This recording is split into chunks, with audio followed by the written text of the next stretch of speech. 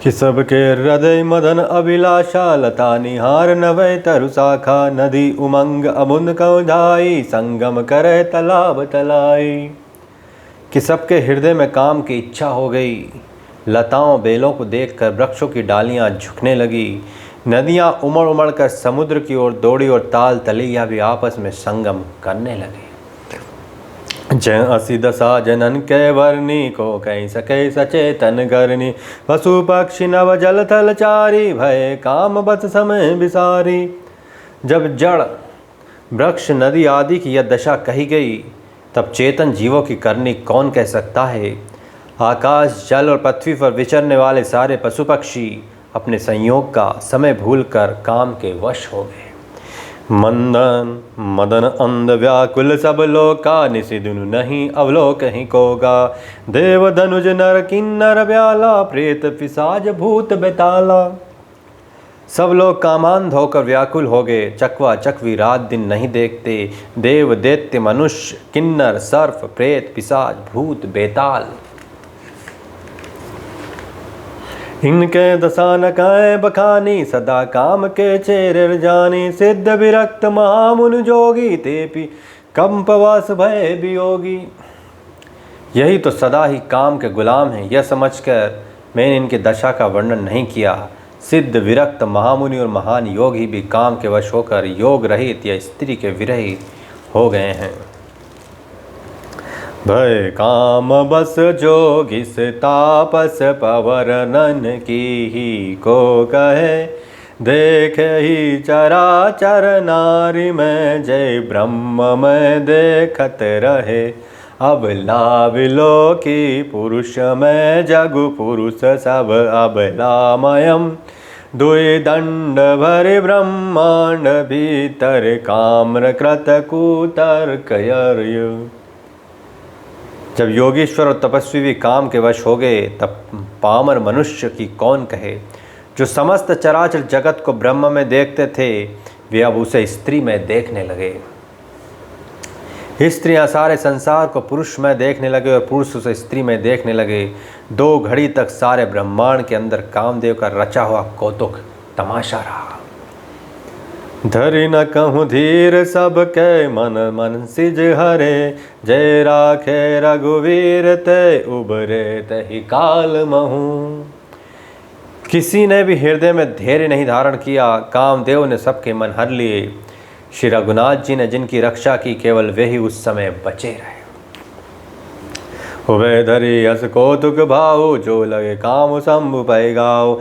शिवे बिलोकी संसक मारु, भय जथा जति समूह सदारु। भय तुरत सब जीव सुखारे, जिमि पद उतर गए बतवारे। रुद्र ही देखे मदन भय माना, धुराधर्ष दुर्गम भगवाना। 2 घड़ी तक ऐसा तमाशा हुआ, जब तक कामदेव शिव जी के पास पहुंच गया। शिव जी को देखकर कामदेव डर गया। तब सारा संसार फिर जैसा का तैसा स्थिर हो गया कि तुरंत ही सब जीव वैसे ही सुखी हो गए जैसे मत वाले लोग मद उतर जाने पर सुखी होते हैं। दुराधर्ष जिसको पराजित करना अत्यंत कठिन है, और दुर्गम जिसका पार पाना कठिन है, भगवान संपूर्णेश्वर धर्म यश श्री ज्ञान और वैराग्य रूपी 6 ईश्वरी गुणों से युक्त रुद्र महाभयंकर शिव जी को देखकर कामदेव भयभीत हो गया। फिरत लाज करु कर नहीं जाई, मरुन ठान मन रच उपाय। प्रगटे से तुरत रुचि रारि दुराजा, कुसमत नव तरु राज विराजा। मन उपवन बापिक ताड़ागा, परम सुभग सब दिशा विभागा। जहाँ जनु उपगत अनुरागा, देखे महु मन मन सिज जागा। कि लौट जाने में लज्जा मालूम होती है और करते कुछ बनता नहीं। आखिर मन में मरने का निश्चय करके उसने उपाय रचा। तुरंत ही सुंदर ऋतुराज बसंत को प्रकट किया। फूले हुए नए नए वृक्षों की कतारें शोभित हो गई कि वन उपवन बावली तालाब और सब दिशाओं के विभाग परम सुंदर हो गए। जहाँ तहाँ मानो प्रेम उमड़ रहा है, जिसे देखकर मेरे मन में भी कामदेव जाग उठा। जागई मनोभव मुह मन बन सुभगता ना परे कहीं, शीतल सुगंध सुमंद मारुत मदन अनल सखा सही, बिकसे सरन बहु कंज गुंजत पुंज मंजुल मधुकरा, कल हंस पिक सुख सरस रव करि गान नाचय अपछरा। कि मरे हुए मन में भी कामदेव जागने लगा। वन की सुंदरता कहीं नहीं जा सकती। काम रूपी अग्नि का सच्चा मित्र शीतल मंद सुगंधित पवन चलने लगा। सरोवरों में अनेकों कमल खिल गए, जिन पर सुंदर भौरों के समूह गुंजार करने लगे। राजहंस कोयल और तोते रसीली बोली बोलने लगे और अप्सराएं गा गा कर नाचने लगी।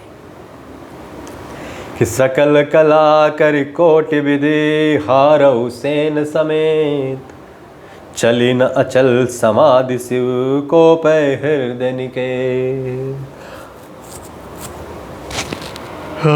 रामचंद्र की जय, वावती महादेव की जय, पवन सुत हनुमान की जय। कामदेव अपनी सेना समेत करोड़ों प्रकार की सब कलाएं करके हार गया, पर शिव जी की उचल समाधि न डिगी। तब कामदेव क्रोधित हो उठा। देखी रसाल बिटप बरसा का, ते ही पर चढ़ो मधुन मन माका। सुमन चाप निज सर संधाने, अतिरिक्तता की श्रवण लगितान। छाड़े विषम बिसक उर लागे, छूटी समाधि शंभु तब जाग। भयो उसे मन क्षोभ विशेषु, नयन उगारी सकल रस देखो। सौरभ वल्लभ मधुन बिलोका, भये कोप कंपौ त्रिलोक।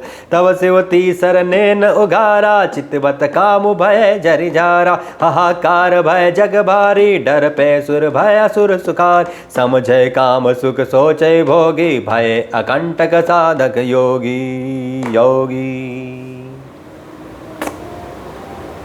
आम के वृक्ष की एक सुंदर डाली देखकर मन में क्रोध से भरा हुआ कामदेव उस पर चढ़ गया।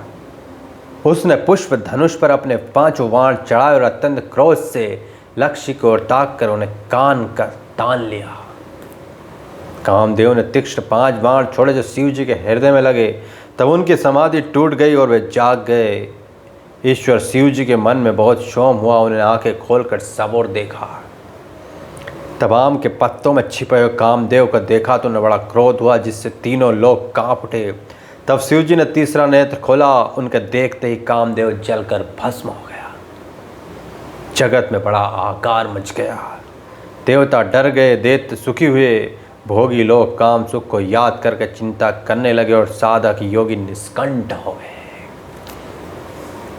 जोगी अकंटक भय पति गति, सुनत रति मूर्छित भई। रोदत तिबदति बहु भांति, करुणा करति शंकर पहि गई।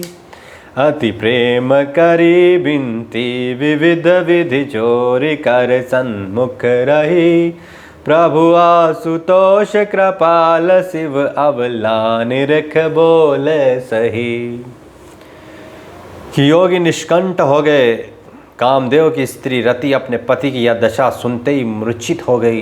रोती चिल्लाती और भांति भांति से करुणा करती हुई वह शिव जी के पास गई। अत्यंत प्रेम के साथ अनेकों प्रकार से विनती करके हाथ जोड़ के सामने खड़ी हो गई कि शीघ्र प्रसन्न होने वाले कृपालु शिव जी अबला असहाय स्त्री को देखकर सुंदर वचन बोले कि अब ते रति तब नाथ कर होए नाम अनंगु।